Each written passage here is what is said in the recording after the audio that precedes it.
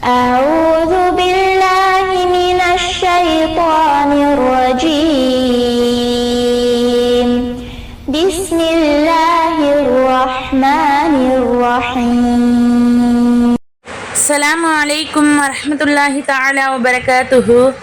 உஸ்வத்துல் ஹசனா இஸ்லாமிய மகளிர் கல்லூரியில் பேராசிரியையாக பணிபுரியக்கூடிய அலிமா ரஹீமா உங்களுடன் 5 நிமிட மதரசாவிலிருந்து ஒரு சிறிய தகவலை பகிர்ந்து கொள்கிறேன். இன்ஷா அல்லாஹ். அரசாட்சி தனதாக்கி அதன் சாட்சி நபியாக்கி அலஹாட்சி புரிகின்ற எல்லாம் அந்த அல்லாஹ்விற்கே புகழ் அனைத்தும். அல்ஹம்துலில்லாஹ். ஆரம்பமாக இஸ்லாமிய வரலாறு. ஈசா அலைஹி வஸல்லம் அவர்களின் பிறப்பு. குர்ஆனில் அல்லாஹ் தஆலா ஈசா அலைஹி வஸல்லம் அவர்களை பற்றி 59 இடங்களில் கூறியுள்ளான். இவர்களின் பிறப்பு அல்லாஹ் தஆலாவின் வல்லமைக்கும் ஆற்றலுக்கும் ஒரு எடுத்துக்காட்டாகும்.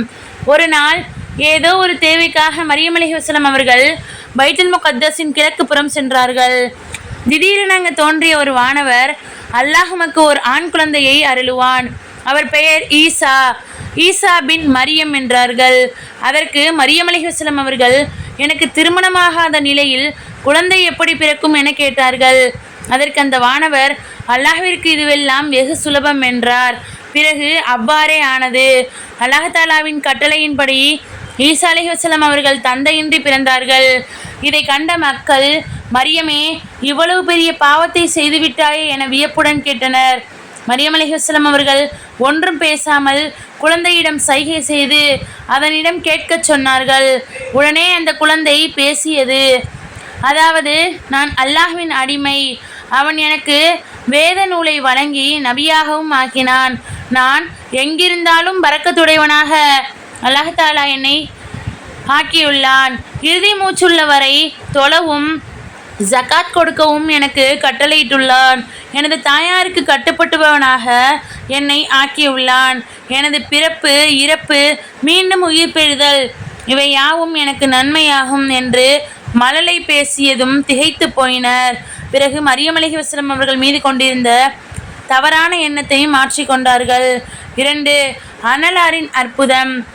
மூத்தா போரின் ஷஹீதுகள் பற்றி அறிவித்தல். ஷாம் தேசத்தில் மூத்தா என்னும் இடத்தில் போர் நடந்து கொண்டிருந்தது.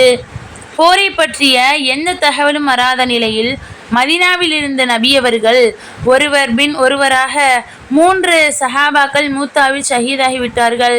அவர்களுக்கு பின்னர் இஸ்லாத்தின் கொடியை அல்லாஹ் தஆலாவின் வாள் தாங்கி பிடித்துள்ளார். இவர்களின் தலைமையில் அல்லாஹ் தஆலா முஸ்லிம்களுக்கு வெற்றியை தந்துள்ளான் என அறிவித்தார்கள். விளக்கம்.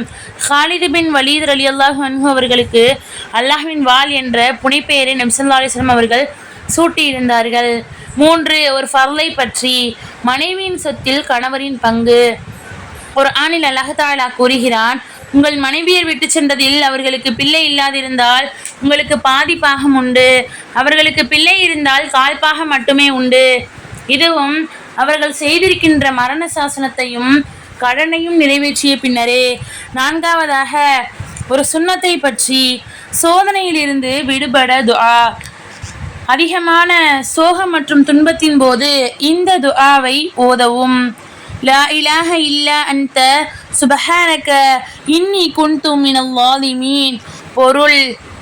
யா அல்லாஹ், வணக்கத்திற்குரியவன் உன்னை தவிர வேறு யாரும் இல்லை, நீ மிக தூய்மையானவன், நிச்சயமாக நீ எனக்கு நானே அநியாயம் செய்துவிட்டேன் என்று கூற வேண்டும். 5. ஒரு முக்கிய அமலின் சிறப்பு. சந்திப்பின் போது சலாம் முசாஃபஹா. 2 முஸ்லிம்கள் சந்திக்கும் பொழுது முசாஃபஹா செய்து அல்லாஹ் தஆலாவை புகழ்ந்து அவனிடம் மன்னிப்பு வேண்டினால், அதாவது முசாஃபஹா செய்யும் பொழுது யக்ஃபிருல்லாஹு லனா வலக்கும் என்றும், நலம் விசாரிக்கும் பொழுது அல்ஹம்துலில்லாஹ் என்றும் கூறினால் அவர்களின் பாவங்கள் மன்னிக்கப்படுகின்றன என்பதாக நபி ஸல்லல்லாஹு அலைஹி வஸல்லம் அவர்கள் சொன்னார்கள். 6. ஒரு பாவத்தை பற்றி. குர்ஆனை மறைப்பதும் மாற்றுவதும். குர்ஆனில் அல்லாஹ் தஆலா கூறுகிறான், எவர்கள் வேதத்தில் அருளியவற்றை மறைத்து அதற்கு பகரமாக அற்ப தொகையை பெற்றுக்கொள்கிறார்களோ, நிச்சயமாக அவர்கள் தங்கள் வயிறுகளில் நெருப்பை தவிர வேறு எதனையும் முற்றுக்கொள்ளவில்லை. மறுமையில் அல்லாஹ் தஆலா அவர்களிடம் பேசவும் மாட்டான், அவர்களை பரிசுத்தமாக்கவும் மாட்டான், அவர்களுக்கு துன்புறுத்தும் வேதனை உண்டு. 7. உலகத்தை பற்றி. உலகப் பொருட்கள். குர்ஆனில் அல்லாஹ் தஆலா கூறுகின்றான், நீங்கள் கொடுக்கப்பட்டிருப்பதெல்லாம் இவ்வுலக வாழ்க்கையின் அற்ப சுகங்களேயாகும். நம்பிக்கை கொண்டு தங்கள் இரட்சகனையே முற்றிலும் சார்ந்திருப்பவர்களுக்கு அல்லாஹ்தாலாவிடம் இருப்பது மிகவும் மேலானதும் நிலையானதுமாகும். 8வதாக மறுமையை பற்றி. நரகத்தின் ஆழம். நரகத்தின் விளிம்பிலிருந்து ஒரு கல் எறியப்பட்டது. அது 70 ஆண்டுகள் வரை கீழ் நோக்கி சென்று கொண்டிருந்தது. இருந்தும் அதன் அடித்தளம் வரை சென்றடைய முடியவில்லை என நபி ஸல்லல்லாஹு அலைஹி வஸல்லம் அவர்கள் சொன்னார்கள். 9வதாக நபி வழி மருத்துவம். பெரும் வியாதிகளிலிருந்து பாதுகாப்பு. பிரதி மாதம் 3 நாட்கள் அதிகாலையில் எவர் தேன் சாப்பிடுகிறாரோ அவரை பெரும் வியாதிகள் தீண்டுவதில்லை என நபி ஸல்லல்லாஹு அலைஹி வஸல்லம் அவர்கள் அருளினார்கள். 10வதாக அன்னலாரின் அறிவுரை. தும்மலின் துஆ. உங்களில் ஒருவர் தும்மியதும் அல்ஹம்துலில்லாஹ் என கூறினார், அவருக்காக யர்ஹமுக்கல்லாஹ் என்று கூறுங்கள். அல்ஹம்துலில்லாஹ் என்று அவர் கூறாவிட்டால் யர்ஹமுக்கல்லாஹ் என்று நீங்களும் கூறாதீர் என நபி ஸல்லல்லாஹு அலைஹி வஸல்லம் அவர்கள் கூறினார்கள். அஸ்ஸலாமு அலைக்கும் வரஹ்மத்துல்லாஹி தஆலா வபரகாத்துஹு.